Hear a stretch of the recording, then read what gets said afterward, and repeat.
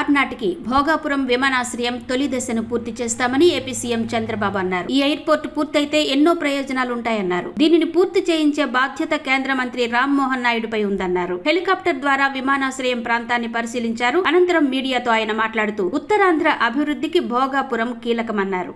ఈ ప్రాంతానికి Bhogapuram growth engine గా పనిచేస్తుందన్నారు. విమానాశ్రయం పూర్తయితే ఈ ప్రాంతం ఎకనామిక్ హబ్ గా మారుతుందన్నారు. చుట్టుపక్కల ప్రాంతం అభివృద్ధి చెందుతుందన్నారు. భోగాపురం వరకు బీచ్ రోడ్డు నిర్మాణం జరగాల్సి ఉందన్నారు. పారిశ్రామిక ప్రాంతంగా ఎదగడానికి భోగాపురంకి మంచి అవకాశాలున్నాయని పేర్కొన్నారు. జాతీయ రహదారి నుంచి విమానాశ్రయానికి రోడ్ల కనెక్టివిటీని పెంచాల్సి ఉందన్నారు. గత ప్రభుత్వ వైఖరి వల్ల ఎన్నో అంశాలు మళ్లీ మొదటికొస్తున్నాయని ఆవేదన వ్యక్తం చేశారు. భోగాపురం విమానాశ్రయం పూర్తయితే ప్రారంభంలోనే 48 లక్షల మంది ప్రయాణికులతో రన్ అయ్యే పరిస్థితులు ఉంటాయన్నారు.